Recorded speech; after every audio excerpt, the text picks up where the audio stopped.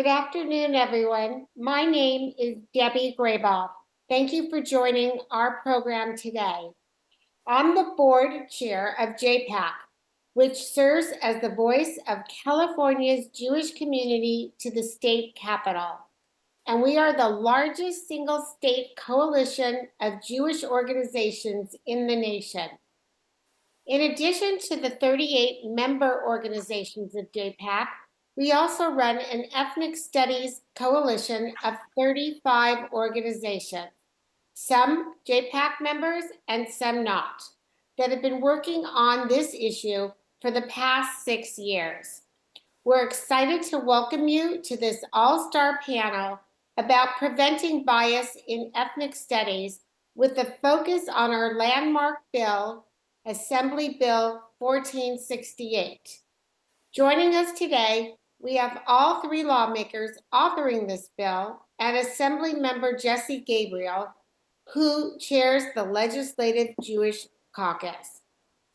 But first, I'm pleased to introduce David Beckersley, JPAC's Executive Director, to frame and moderate this conversation. Thank you so much, Debbie. Ethnic studies has been a key point of interest for the Jewish community for some time now. And to set a baseline for this conversation, I'd like to first give a quick background of how we got here and why our community is so invested in this issue. Back in 2019, the state unveiled the first draft of a K-12 ethnic studies model curriculum to serve as a vetted, age-appropriate resource for high schools.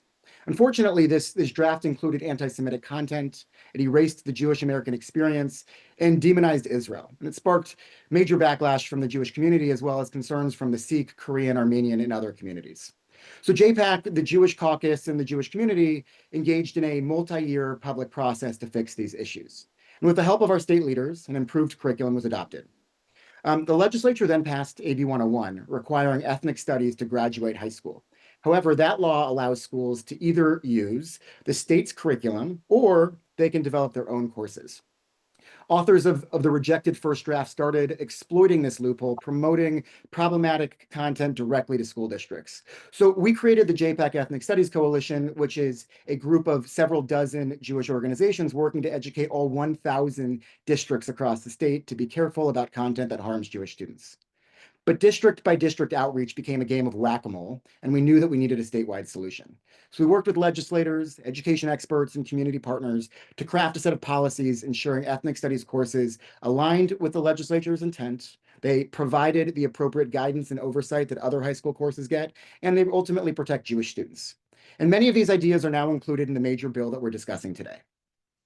The support from our community has been overwhelming. We quickly had 40 major Jewish organizations sign on, and we'll try to show those organizations on the screen for you now. This is the fastest and broadest show of support I've seen for a state bill from our community. And the fact that it looks like we've got over 500 people already on this webinar are here. It shows how much this issue animates many of you as well. In a few minutes, we'll dive into the bill with the incredible lawmakers leading the charge. But first, to start us off, I'm excited to welcome several leading Jewish executives to share why this matters so deeply to them. So I'll hand it off first to Joyce Asiski, the CEO of the Bay Area Jewish Federation. Thank you, David. The Jewish Federation in the Bay Area, based here in San Francisco, proudly supports AB 1468 because we believe ethnic studies must be implemented with accuracy and with integrity and without bias in our California schools. K through 12 ethnic studies is meant to uplift the histories and the cultures of California's diverse communities. And if done well, fostering empathy and understanding will lead to a safer society for all of us, including Jewish students. But without clear guidelines, a course meant to combat bias has, in too many cases, instead allowed bias into the classroom. I am really proud that the Bay Area Jewish Federation and me personally we're proud to be a part of this coalition with so many organizations who have tremendous expertise about what's happening in the schools and who have worked together to share ideas on how to help ensure ethnic studies does not harm our community. And this bill has so many of those recommendations. And I just want to thank you all for your support. Thank you, Joy. Now I'd like to introduce Robert Treston, Vice President of the Western Division at the ADL.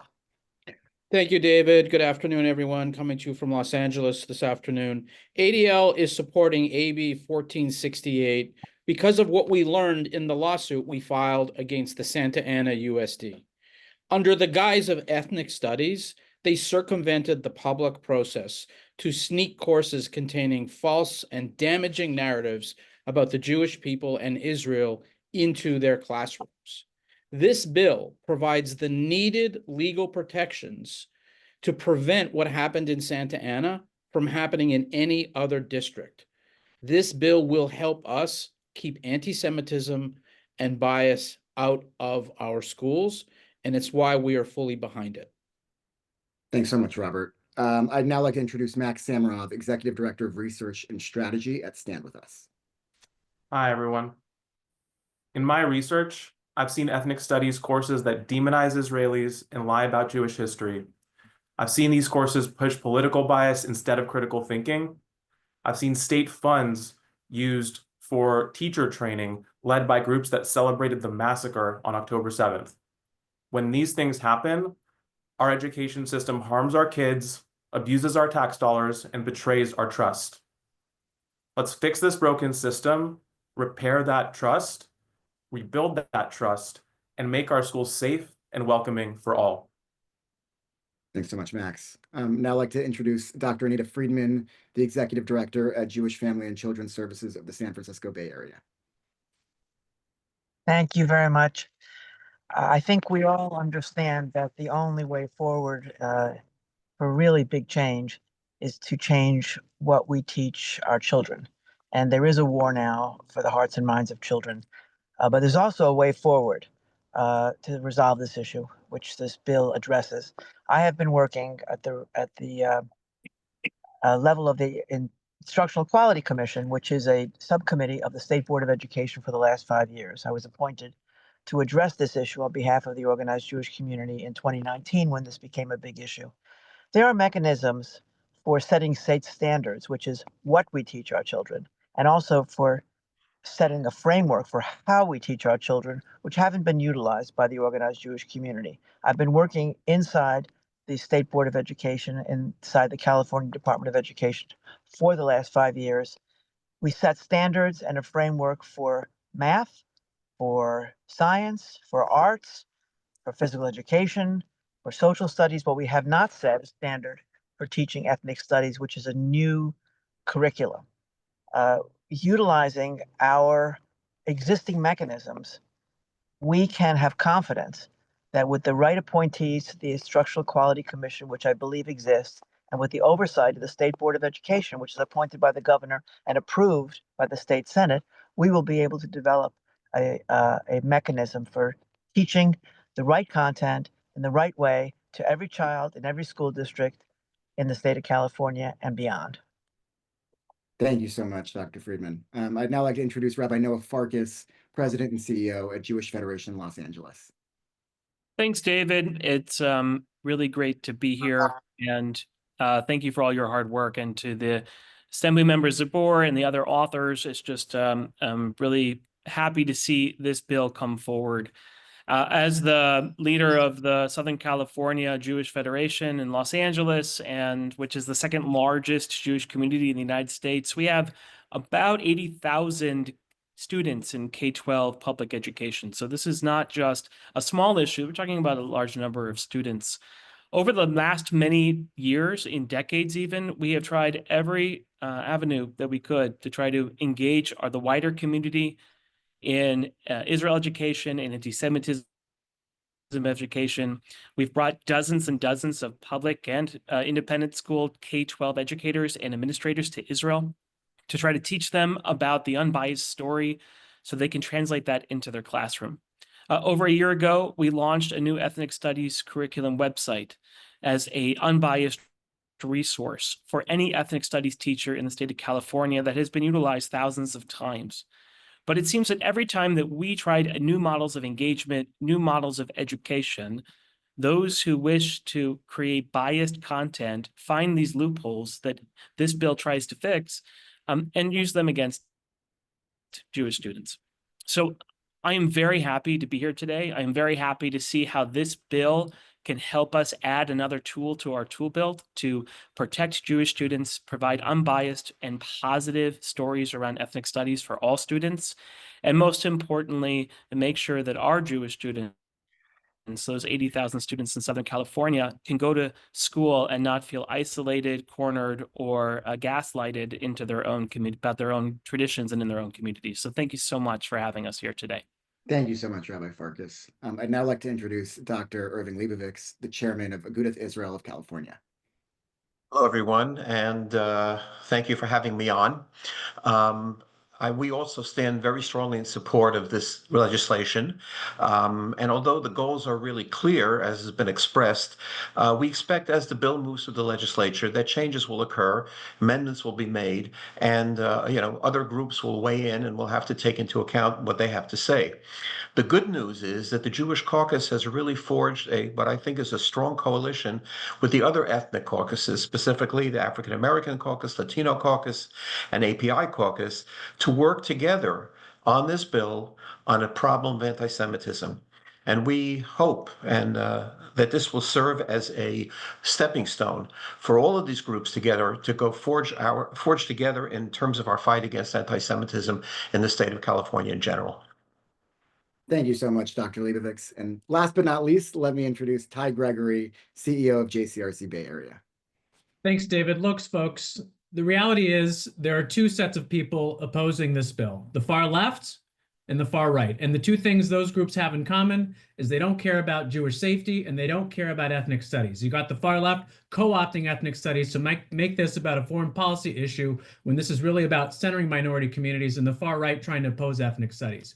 What we're building here is a coalition of the pragmatic and a large coalition of the center to make sure that we don't have to choose between Jewish safety and Jewish values. There is tremendous value to ethnic studies, but it has to be done with guardrails. And what we're trying to do is hold ethnic studies to the same standards with our state as other graduation requirements. There is only upside here. So I'll close by saying there is no silver bullet. We're going to continue to have to fight grassroots and organizations side by side at the teacher, school, district, county, and state level. This is not going to solve all of our problems, but it can only help. And that's why we all need to show up and support the Jewish Caucus and our allies as they fight for this bill, and it will be a fight. But we're all going to need to show up in Sacramento in May at JPAC. We're all going to need to reach out to our legislators to support our Jewish Caucus and get this over the finish line. And thank you to them for having the courage to take on this fight, because it is a big fight, and it's going to take everybody on this call to get it over the finish line. Back to you, David. Thanks so much, Ty. So I now have the pleasure of welcoming our first elected official, Assemblymember Jesse Gabriel. You all probably know him at this point, so I'll keep it brief. As co-chair of the state's Jewish Caucus, and I believe, Assemblymember, you're the longest to ever serve in that role. He's ensured that this ethnic studies bill is top priority for the caucus this year. So I'm pleased to introduce an incredible champion for our community, Assemblymember Jesse Gabriel. Yeah, thank you so much, David, for convening us. Thank you to you and JPAC and to all of the wonderful organizational leaders that we just heard from. On behalf of the caucus, we are so grateful for the work that JPAC does and so grateful for the strong partnerships we have formed with all of these Jewish organizations that are working in partnership with us up and down the state of California to protect and to serve our community. And I just want to be here to emphasize a few things. The first is my extraordinary gratitude to all of you that are jumping into this fight. And I just want to underscore what several of the speakers, including Ty, said, which is it is so important that all of you are engaged on this issue, that you are making your voices heard, that you are helping people, policymakers here in Sacramento, to understand how important this issue is, that you are doing it in a unified way, in working in coalition from organizations up and down the state. And I want to underscore what Ty said. It is so important that you show up for JPAC this year. I know that it's going to be, there's a lot going on at that moment and everybody's very busy, but if you care about our community, if you care about our values, if you care about the safety of our students, this is such an important year to come up here to Sacramento and to make your voice heard.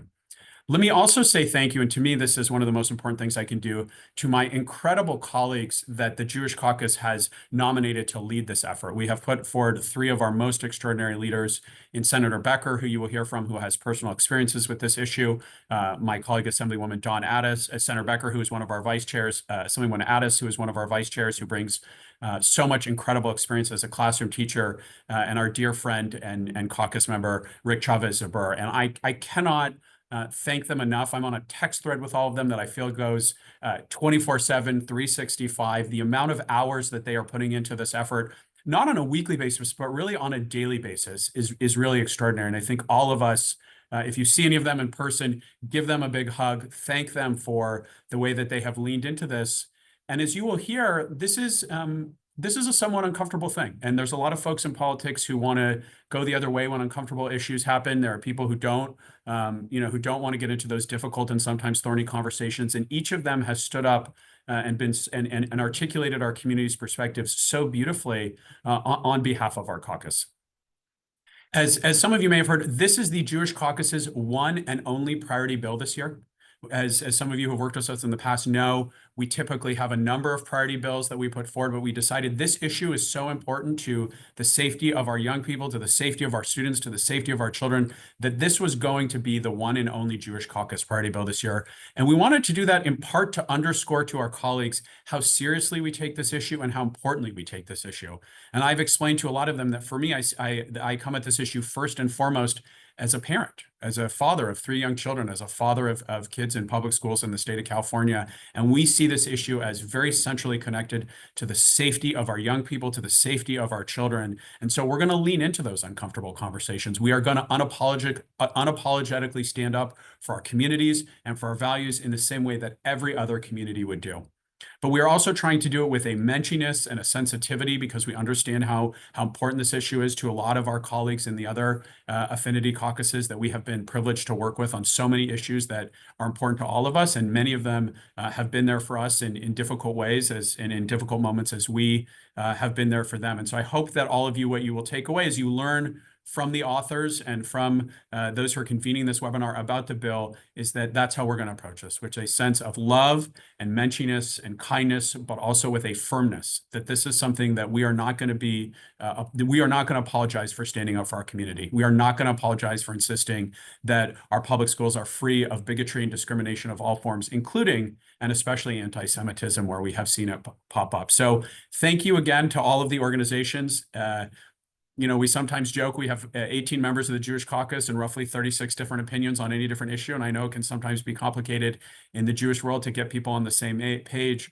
But I just want to commend David and all of the other organizational leaders and everyone in JPAC that has come together, because the way that we will get this done is the community and the caucus working in partnership and in collaboration and in a way that centers our unity. And so I'm just grateful for all of you. I really look forward to seeing all of you, hopefully, in Sacramento for JPAC Lobby Day. And together, we're going to do some really good things to protect our kids and protect our community.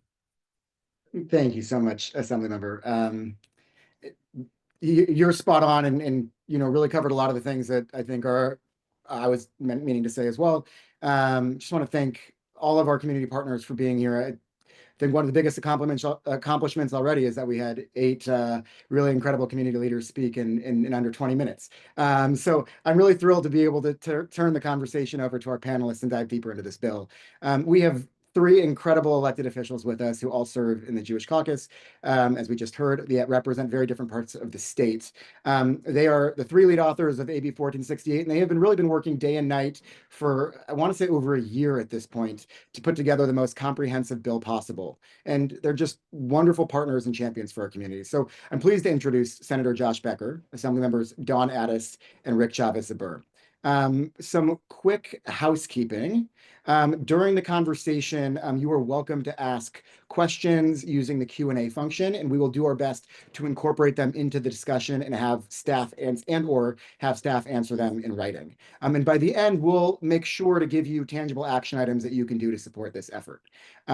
So let's jump right in, and I'm going to start by asking a question for all of you.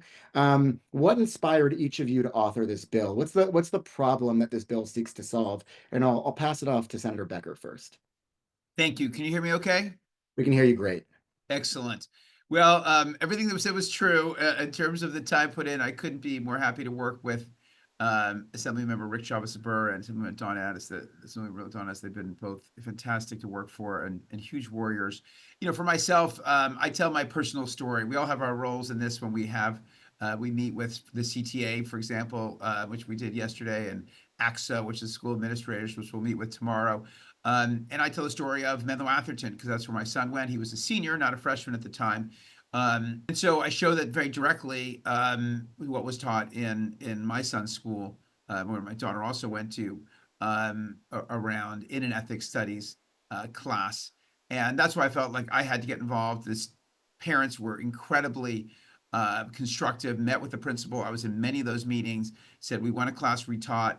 And they said eventually that it would get retaught, but we couldn't know what was going to get retaught. We couldn't know what was in it. That was one of the reasons last year we had a transparency bill. Many of the interests did not like that, and that's what we came up with this bill this year. But it's also created great division. It's completely unnecessary. You know, the purpose of education is to uplift and unify. And in Palo Alto, it was sort of World War III, a 3-2 vote, an Asian American school board member who had kind of blown the whistle on Harvey Weinstein, felt like she was silenced in that debate, and she retweeted something that she shouldn't have, and then they would try to censor her, and then they tried to remove another school board member in San Mateo. A Jewish school board member has spoken up, and now they want to censor her, and we never had these kind of fights in our communities before, but we do right now because people don't know what's being taught, and they don't have confidence in what's being taught, and that is why I got involved and really proud to partner with these two great leaders on this bill. Thank you, Senator. Assemblymember Addis, do you want to jump into the same question? Yeah, absolutely. And first, I just want to say thank you so much to JPAC and all of my colleagues. Our caucus chair, Jesse Gabriel, has been amazing, but most of all to each of you that are tuning in today. This is an incredibly important conversation for California's children, and to see the allyship on this meeting, to see the number of people that are here. We have received many emails and phone calls and know that there's lots of community support out there. And I can't tell you how meaningful that is to have this kind of coalition and this kind of collaboration. And of course, to my two joint authors that have just been absolute warriors. And when you said it's been a year, David, I thought, is that all? It feels like it's been a decade because we have worked on this for a very, very long time. And sort of to ground where I come to this conversation from is that I taught in public schools for 21 years until the day before I was sworn into the legislature, first working with students with special needs, then working with immigrant children and English learner children, but also in my capacity was in charge of rolling out standards to our educators and teaching them what children were supposed to know and do as they were learning English. It was called the ELD standards. And so when I got engaged in the ethnic studies conversation, and I heard from Josh would text me last year about what was happening in his district and with parents, and other folks were talking to me about just how things had gone, you know, really off the direction of what the legislature had voted for, and had really gone in a harmful direction. And some of the stories I heard, like really my stomach would hurt, like hearing about what families were going through. And so I started digging in, and I realized that when ethnic studies was started, there were no state standards, which Anita alluded to. There's nothing that creates a common language about what students are supposed to learn, that they're required to learn in these classes. And then there's not a why and a how for teacher, which is what we call the framework that Anita alluded to.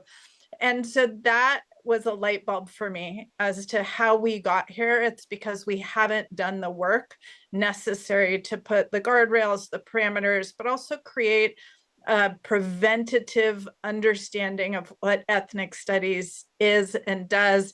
And I'll just make one last comment about this. The district that Senator Becker was alluding to, there was an interview with a teacher from that district who things went very wrong in her classroom. And she said, Well, that curriculum had been given to me from the prior teacher. I didn't know what I was doing was wrong, and standards would have helped me to know what I was supposed to teach. And the really sad thing about that story, a couple sad things. One is it hurt children in the process. But two, that teacher is not in the district, meaning she's no longer a public school teacher.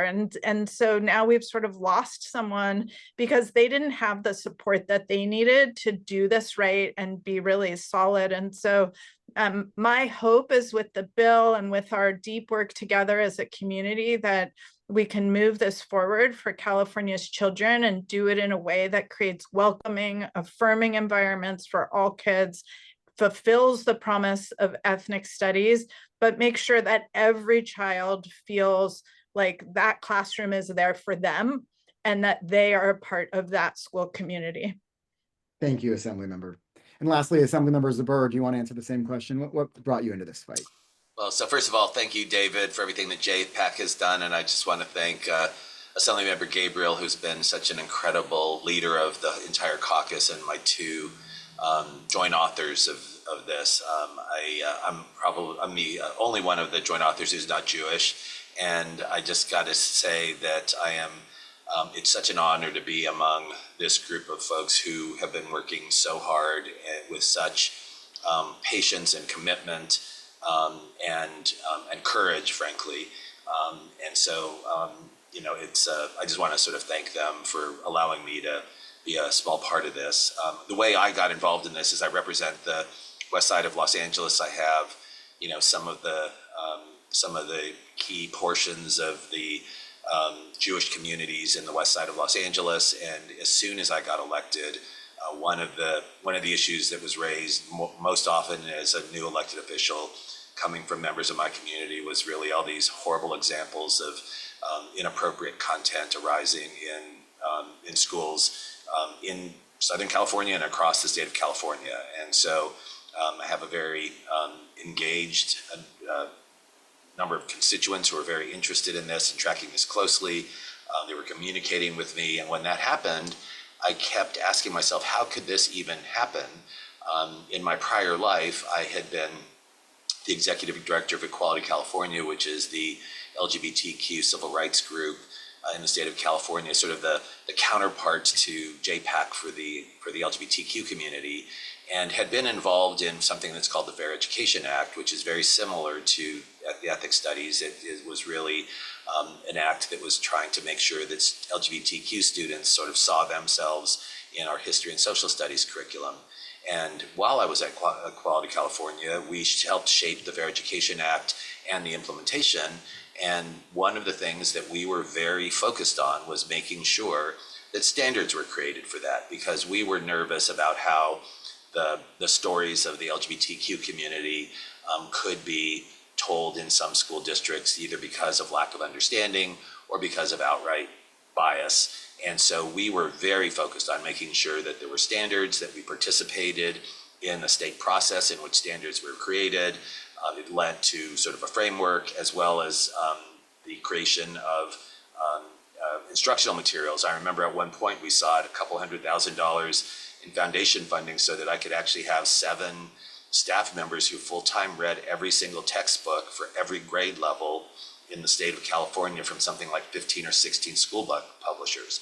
And so I took a step back and said, how could these things be happening in our schools when what typically happens, you know, we should be having textbooks and there should be standards. This shouldn't be allowed to happen. And of course, as Senator Becker and Assemblymember Addis and David have mentioned, one of the problems with ethics studies is the fact that there are no standards. So there isn't, there's so much latitude in terms of what can be taught in the classroom, and it can easily be hijacked by folks on the right or on the left that have that have agendas. So that's how I got involved, and frankly, and for me, it's one of our highest responsibilities is making sure that our schools are safe and supportive for every student. It is not acceptable that we actually have content in our schools that basically creates a bad school climate for any kid. that actually spreads hate or disinformation. And of course, this bill is intended, it's not going to be a silver bullet, but I think one of the problems that we have is that there's nothing out there, and that means the school districts are left to their own devices to create content where there isn't any. And so this will hopefully fill big gaps that are out there and make it less likely that we'll have problematic curriculum in our schools. Thank you to all three of you. And I'm actually going to pass it right back to you, Assemblymember Zbur. We've now talked a little bit about the importance of content standards, but can you give us an overview of the full bill? What does it contain, and how will it fix the different components, fix some of the problems that we've laid out? So there's basically 7 components to the bill. The first is actually the creation of standards for ethics studies, and of course that will be done in the typical way that standards are created in the state of California. One of the things that that the opponents of trying to fix this have basically said is that we are sort of laying burdens on ethics studies that aren't there for other disciplines, when in fact it's the opposite that's the case. Really, every single discipline that is an education, that is a graduation requirement in California schools, has standards created by the state of California. If ethics studies were ever to, become a graduation requirement, would be the only one that has no standards created for it. So we will use the typical processes that are used for other disciplines to create standards. The second component, it's curriculum oversight. The local school districts will have to send in the current curriculum they're using that has been adopted into the state of California, and new curriculum, so that so we know what's being taught in the schools, and there's some oversight components. It will require the creation of both a framework and instructional materials. The model curriculum is part of what typically happens in a framework, but it's not complete, and so that will be reviewed and built out further. There will be enhanced accountability procedures. The Department of Education will report annually to the legislature on district compliance with state laws and the guardrails. There would be the safeguards that were in AB 101 will be enhanced to make sure that there's more guidance in the creation of standards, namely looking at establishing the goal of multicultural acceptance and respect, and focusing on the domestic experiences of the ethnic communities that are subject of ethnic studies. There will be community input with an advisory committee that will actually have representation from the Jewish community on it. And then it will also try to tackle the issue of contractors who are actually marketing materials to school districts. One of the things that we know is a problem in the schools is that we have folks who have advanced the so-called liberated ethics studies curriculum, and they're peddling those curriculums to the schools. And so there would be mechanics that would require that curriculum adhere to the standards that are created by the bill. Thank you. It's really a multi-pronged approach in trying to figure out all the different ways that we can bring this bill up to this field of study, this discipline up to the same level as what we do for so many other courses. So thank you for laying that out. Now, to dive in very quickly into some of the key topics here, I know we already started to talk a little bit about content standards, but Assemblymember Addis, can you share in a little more detail why is that so important, and maybe even talk a little bit about the instructional material and how is it all done and passed down and ensure that teachers are actually following it?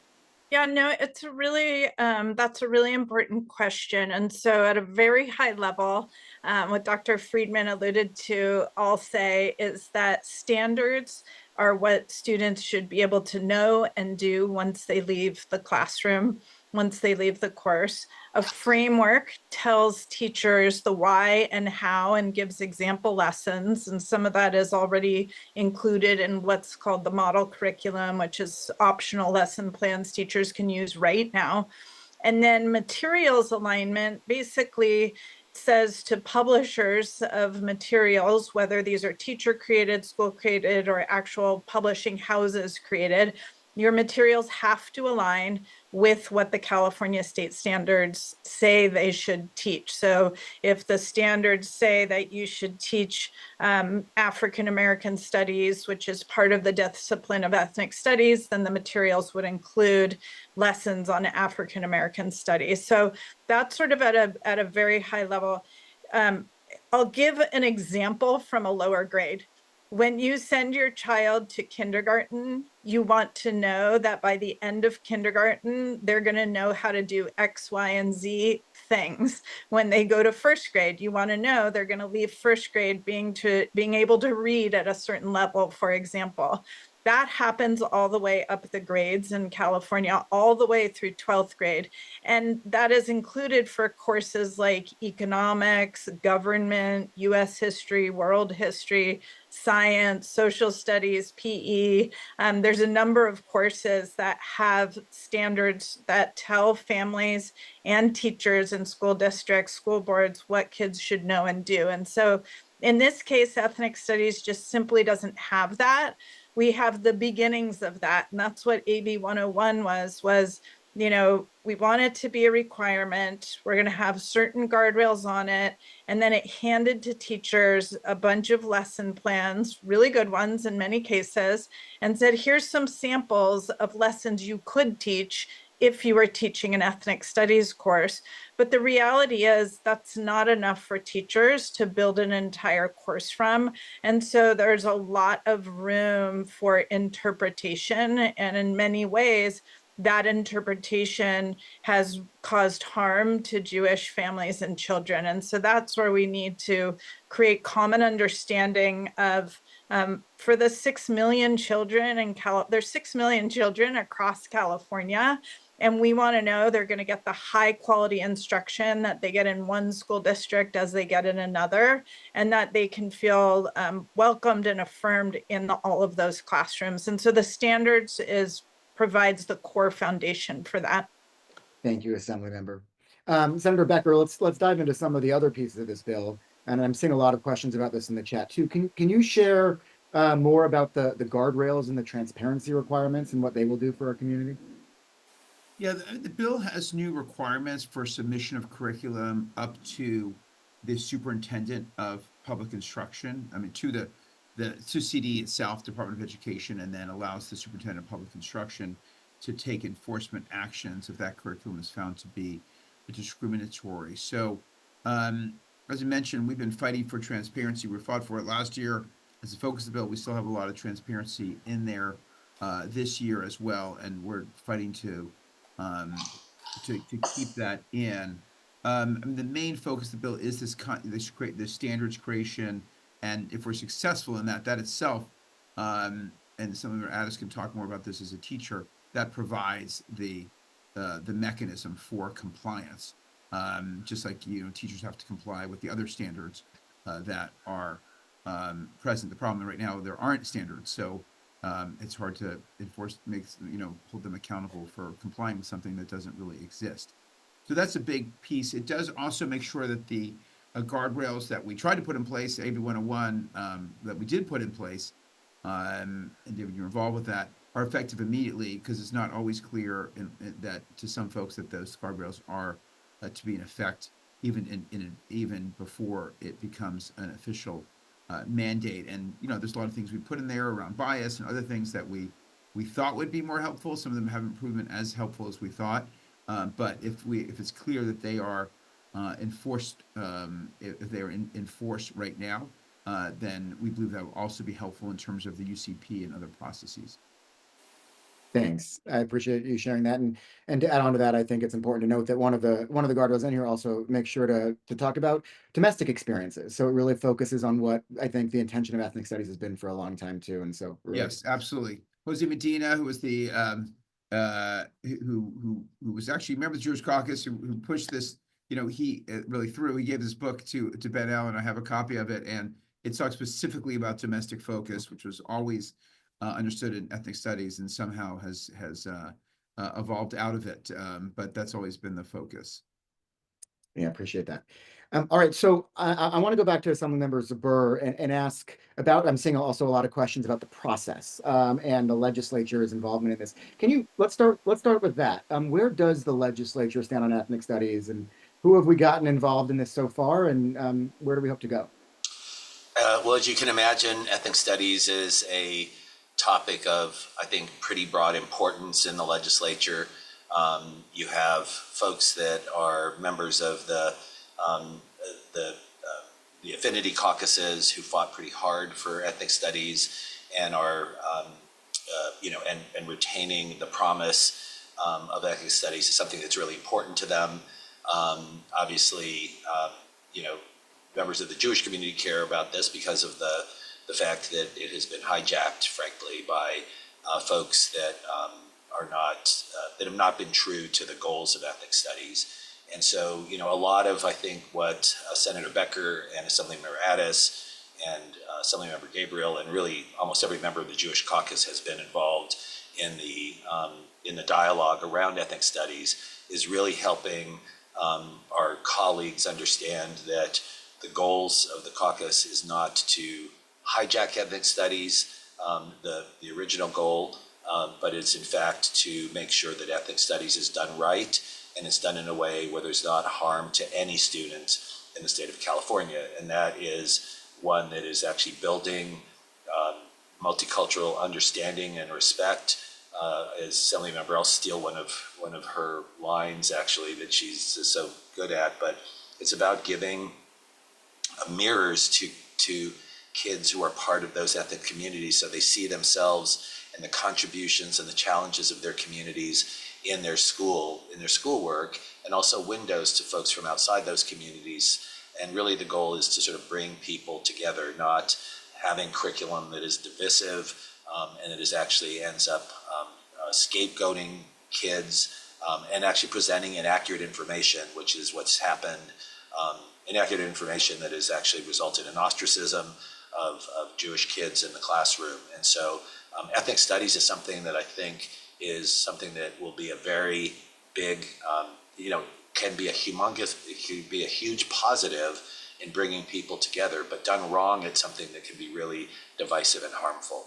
And so, I think our goal in terms of the process is really helping our colleagues throughout the body understand what this bill does, the fact that it actually is something that is going to be a positive thing in achieving the goals that we want, which is for every kid to be valued, to have a learning environment where they can learn and achieve and grow. That's what this bill is aimed to do. And we have we have to educate folks across the board on this. And that's where so many of you who are in the room today,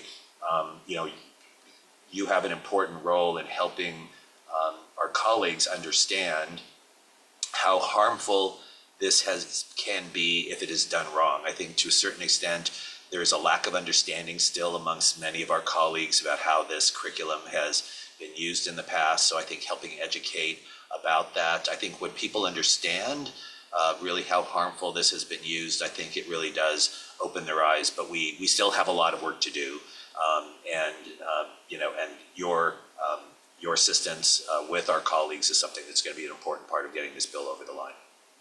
Thank you, Assemblymember. And just to follow up on that, I think you've really astutely laid out the work that we have ahead of us. But you've also, the three of you have done heroic work to get a lot of support to this point. And do you mind just spending a minute talking about the co-authors that you've already been able to build and some of the conversations that you've had?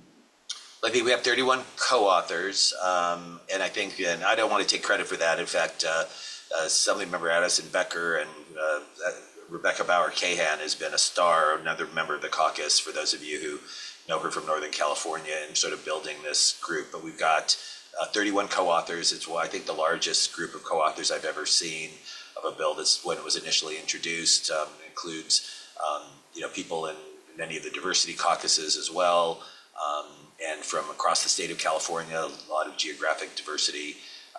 And so we were starting out with strong support. But I think the other thing you have to understand is that we actually have opponents for this bill who are also talking to members of the legislature And we really need to make sure that all members of the legislature are getting accurate information about what the goals of the bill are and what the bill really does. Yeah, appreciate that. By the way, just for context, for those of you out there, 31 is over 1/4 of the entire legislature. So a really incredible base of the start, but as I think the Assembly member uplifted is we still have to get a lot more support in order to get this bill across the finish line. Assemblymember Addis, can you maybe help us build off of that and share what may happen to this bill as it goes through the negotiation and legislative process? And I'm seeing a lot of questions about what the legislative process really entails and the timeline of that. So if you can incorporate that into your answer, I think that will help too. Yeah, I appreciate that, and I'll emphasize it's also the authorship is from both houses, so both authors in the Assembly and in the Senate that we have, and the fact that the three of us are doing this bill, I think, is really important.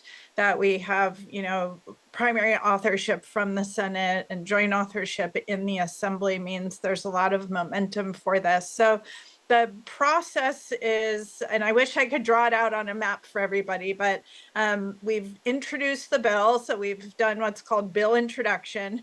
The next step will be a policy committee hearing, and it would be the Education Policy Committee. This has not yet been set for a hearing.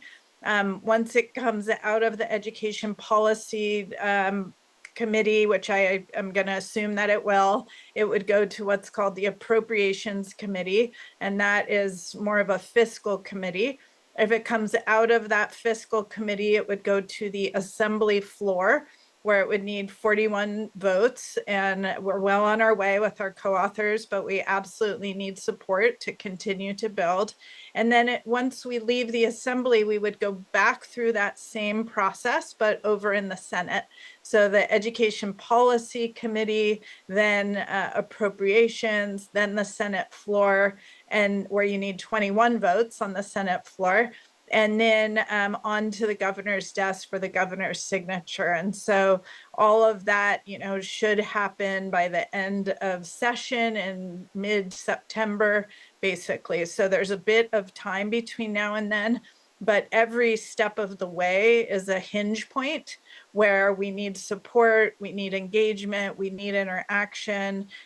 When it goes to policy committee, of course, we will have expert testimony and there will be a conversation, and the members in that committee, it's a relatively small committee, will get to vote. I actually sit on the education committee, and I sat on the education committee last year. And we have other members. We have co-authors on the education committee as well, which is a really positive thing. So we're going to have a lot of conversations with our colleagues around, what kind of adjustments we may feel comfortable, may need to make within the bill without giving up our core values and the core direction of the bill, and see where we're going to be able to meet on that. And it takes a lot of individual conversations. I will be totally honest, the legislature is really about the relationships and the conversations that you're able to have, which is why this group is so important. I'm seeing, almost 500 people participating in this, which lets me know that there are constituents from legislators' districts from across the state of California, and those relationships you have with your legislators are critically important, that they understand your story, your experience, your concerns, your desires on this. Thank you, Assemblymember. Now, Assemblymember Zbur, you mentioned in your last answer a little bit about expected opposition. Can you share more about what we should expect from the opposition and who we should expect to be the opposition? Well, there is an organized group of people that adhere to this liberated ethnic studies model of teaching ethnic studies, which is not what was intended when AB 101 was passed. And so there are, they have a big presence in the Cal State system. They're organized. There are liberated ethnic studies adherents within the teachers' unions that are advocating that the teachers' unions oppose the bill. That's not uniform in the teachers' unions, so we're still working with the teachers' unions in the hopes that we can actually bring them on board with support, but that is going to be a big part of what is ahead of us. Assembly Member Addis and Senator Becker and I have, I think, met with education union members now. I think almost, we've had multiple meetings in just the last 2 weeks now, and we'll have more ahead of us. But it really is this sort of organized ethnic studies group that is opposing it, and they have representation in the education unions and in other places. And they have and they are out actively lobbying against this bill. And frankly, there's not a lot of there in what they say. I mean, they basically say you don't need standards. When you ask them, well, why are standards bad? There's not really much of a response. But they're arguing that standards is oppressive, that we're putting burdens on ethnic studies, that it's inappropriate. And more. So just know that is an active lobby out there, and we really, and I think and what they're saying is not accurate, but we really need to make sure that our colleagues are hearing from folks about why this bill is important and why it's good and what the goals are. Yeah, thank you. Sometimes just because it's not accurate doesn't mean people don't know that, right? We need to be able to be louder and share why this bill is so important. And because maybe I can do it, and I'm not sure if you can, I do want to name explicitly that we've seen some of the loud voices in opposition already are from JVP and CARE. And of course, they're all under the umbrella of Liberated Ethnic Studies, which have all come out in opposition. And so they're committed to opposing this bill because they see that our issues might be addressed by this bill, and that's threatening to them. And so I think that's all the more reason for us to be getting involved. Now, from a slightly different perspective, I want to turn the next question over to Senator Becker. We have dozens and dozens of major Jewish organizations from across the political spectrum supporting this bill, and many of them help put together the different ideas that make up this bill. And most of our opposition, as we kind of just discussed, is coming from the far left. But we know that there are some in our community who do think that this bill will not be good because of the out of order sequencing, the focus on the 4 core groups, and the possibility for Liberated to add their bias to the standards. Can you share your thoughts on these concerns? Yeah, well, I was scrolling through the questions, 99 plus at this point. I wish we had many more hours, so we'll have to maybe try to hopefully there's a way to record those and get back to people. We'll do our best. I'll just first of all say, I wouldn't say that was one way or the other.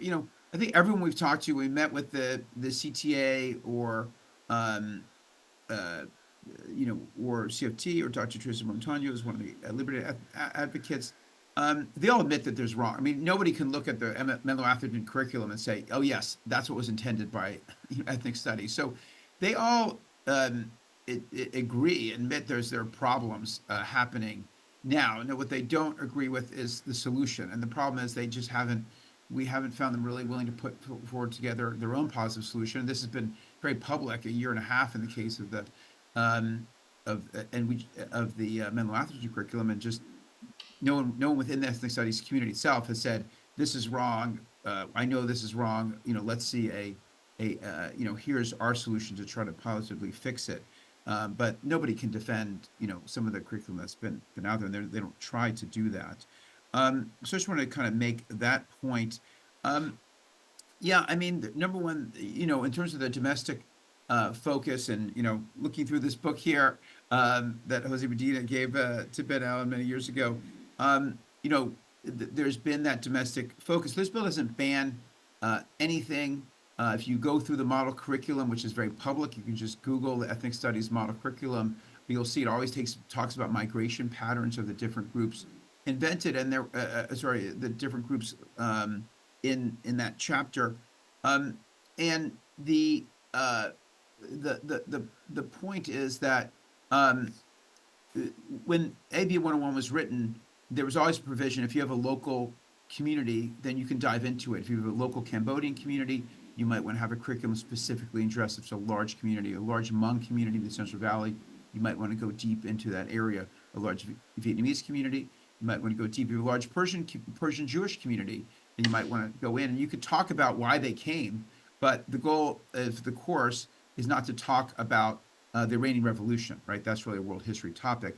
And you can talk about, this happened and this would go, this caused these people to come to America. But again, not go into the details of that. That's meant for a different kind of world history class. So if you had a large Palestinian Christian population in your area and you wanted to tailor something to them, great, you could do that. But that was really focused on AB 101, that if you had a large group in a community, then you could tailor something specifically to that. In addition to the four, focus always been on the domestic experience and the domestic stories of the four major ethnic studies disciplines. So that's the focus here. And I think, the hope is if we have standards, then that will be borne out in the process. Thank you, Senator. And Assemblymember Addis, I want to follow up with you on some of this. I know one of the items that we've been hearing about is sequencing. You talked a lot about sequencing or about how we incorporate standards. Why is this not, you tell us about, can you help us address some of the questions about why this is out of order? Yeah, no, that's really important. So, and this is not uncommon. I kind of want to level set that California, taught mathematics for a very long time and then created math standards and then wrote the math framework and then aligned materials. And so there was adjustment that had to be done with mathematics, for example. So with ethnic studies, the legislature with really good intentions, got AB 101 out there, got the high school requirement out there, but just didn't put all of the robust things that were needed in place. And it's absolutely time to do that because we have classes going right now. And so we need to make sure that, we're creating the common understanding of what this is supposed to be and helping teachers understand the how and why of it and making sure our materials align with it. And those are the gaps that were left, probably unintentionally in AB 101. I hope it was unintentional because people were really excited. They know that the four core groups, African American, Asian American, Pacific Islander, Native American, and Latinx communities need their stories told. And that's really supposed to be the focus of ethnic studies, along with some conversation around local communities. But the things we're seeing taught in ethnic studies was never supposed to be part of it. So there was excitement around telling the stories of California's children. And in my opinion, a lot of gaps were left open, and it's just time to go and do that work now. And the sequencing is not a deal breaker by any stretch. California has been very successful in doing groundbreaking work in education without a specific sequencing all the time. And so I think we're right where we need to be in terms of doing the work we're doing. We need to do this work now, regardless of what has already happened, so that we can put our arms around ethnic studies in a way that we're going to know is good for all kids in California. Thank you. And I'll just add to that. I recognize that we all recognize, I think, that there will be a gap between when, this all gets implemented and when we're seeing ethnic studies courses being taught. And it's going to take work from all of us, which we've already started to do and will continue to do to make sure we go district by district and educate them about these issues. And so there is a short term, there is a medium term solution, and then there's a long-term solution that we will continue working on all the different avenues simultaneously, because that's all we can do at this point to help our students. Assemblymember Zbur, to kind of round out this conversation about some of the concerns, what would you say to someone who says that this still isn't going to solve all our problems, or that ethnic studies is unsalvageable? So it isn't going to solve all our problems. I mean, I think, anti-Semitism is the oldest hate in the world. And obviously that's going to, we always have to be vigilant about responding to it where we're seeing it. But I think what I would say about this is, while it's not perfect, I believe that one of the reasons why we're having so many issues pop up in so many schools across the state of California is because the AB 101 gave such extreme flexibility to school districts and provided such limited tools to the school districts that you have these huge gaps that people are exploiting. And so the gap in not having standards, the gap in not having a completed framework, the gap in not having instructional materials, this bill will fill all those gaps. So the teacher that Assemblymember Addis spoke about that was in Senator Becker's district, who basically took some materials that she inherited from the teacher before that no one had ever reviewed, that did not have education experts reviewing.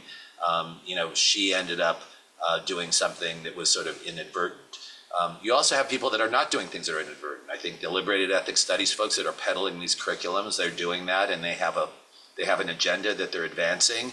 And the reason why they're advancing it is because they don't have standards and because there aren't instructional materials that have been approved by the state.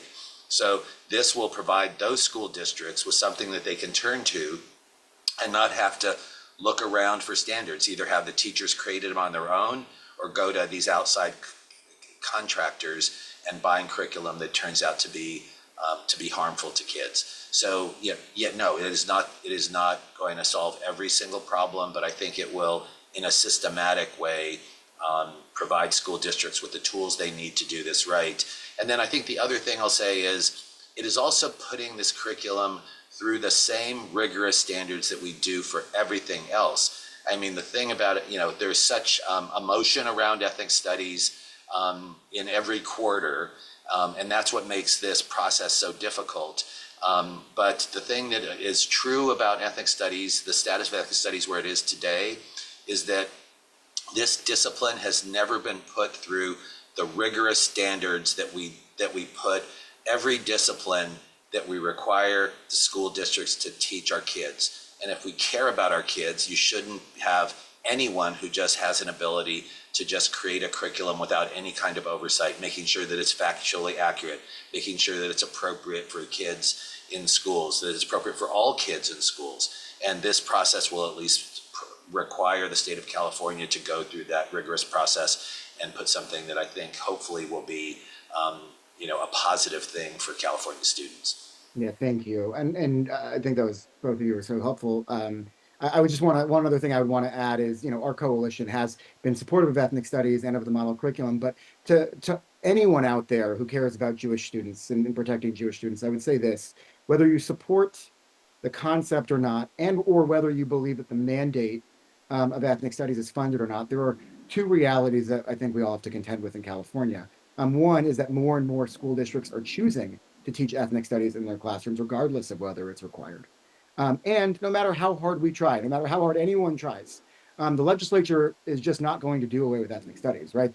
We're in a deep blue state, and that's the politics of California right now. And many of our legislators and many of us in the Jewish community want to see it in our classroom. So we have to contend with all of that regardless of where we land. And I think it's so clear from this conversation how much this bill will really help elevate Jewish students, protect Jewish students, given the current environment that we're in. I want to, just as we close out this conversation, we're wrapping up our whole conversation in a minute. Thank you for staying on a couple minutes longer with us. I also want to flag that Assemblymember Addis just authored a really beautiful piece that's going to be published in J, the Jewish News of Northern California. I think it might have dropped today. So it answers a lot of these questions, addresses a lot of these concerns, and I want to encourage all of you to find that and read it as well. To take us near to a close, I want to pass it back to Senator Becker. Give us your vision. If this bill passes, what should we expect to see in schools? Well, I think, again, this should be an uplifting, unifying curriculum. And when I, again, talked to members of the CTA, they said it was really about love. That's really the word that they used. This should be a unifying, uplifting curriculum and not have sort of the misleading or the factually inaccurate or anything related to that would kind of cause hate of people. This should be about the stories. I was a history major and love hearing the stories of different people. And that was really that if this bill passes and we could have that unifying curriculum, that uplifting curriculum that brings people together. The students know a little bit more about themselves, but really makes them feel connected and engaged. That would be a huge success. Thank you. And Assemblymember Zbur, I mean, this conversation is really about how people can take action. I know we've talked about getting involved, but what do you recommend that attendees do to make sure that this bill passes very specifically? Well, I'd look at all the list of the bill authors, and I would drop them a note and thank them for supporting the bill.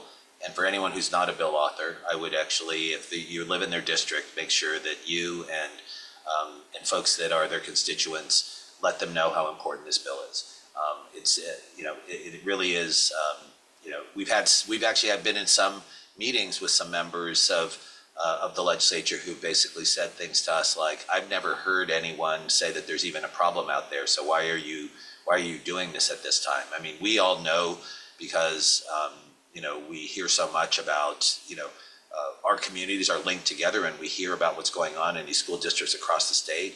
But there's sometimes that's not bubbling up to legislators. So really, again, follow what JPAC is asking you to do. JPAC has been an incredible sponsor of this bill and is really in charge of sort of organizing the outside education process about the bill. And so, come to the Capitol when they ask you to do that. Communicate with legislators when they ask you to do that. And again, thank those that are already with us and really focus on those that aren't. Thank you so much. And I want to thank all three of you for a really incredible conversation, and from the bottom of my heart for doing this really holy work. It is not easy. This is one of the hardest bills I've been involved in my career, and I just we could not have better partners in this work than with the three of you. So thank you for your work here and for taking the time today. To close us out, we promised to give you very tangible action items. We're starting to put some things in the chat, but I want to bring on our Director of Policy and Partnerships at JPAC, Miller Saltzman, who's running our JPAC Ethnic Studies Coalition, to give you very tangible ways you can take action starting now. Thanks so much, David. And thank you all so much for joining us, and thank you to our panelists. This is going to be a hard fight, and we're going to be asking a lot of all of you. If this bill is successful, there will be 7 votes at minimum and the governor's signature. So at many of these junctures, we'll ask you to take actions. Most will just take a couple clicks, and sometimes we'll ask for a phone call. So please keep an eye out for our emails and share them widely with your network. Here are a few action items we have now. We'll send links to all of these actions shortly after this webinar ends. They're also in the chat right now. If you're part of an organization that hasn't signed our support letter, please encourage them to do so. If you have examples of anti-Semitic or anti-Zionist content in ethnic studies classes, please add them to our story bank. You can fill out our action alert to request support from key legislators. And finally, we encourage you all to sign up for Capitol Summit, our annual event in Sacramento with hundreds of people from across the state. You'll hear from some of the state's most powerful lawmakers and activists and participate in direct lobbying, networking with elected officials, Jewish organizational leaders, and lay leaders from across the state. And this bill we've been discussing, our top priority bill, will be a big part of what we're doing on May 5th and 6th. And if we show up in large numbers, we can have a huge impact on getting this bill passed. So thank you again for attending this webinar, and we look forward to fighting for this bill together. Thanks so much.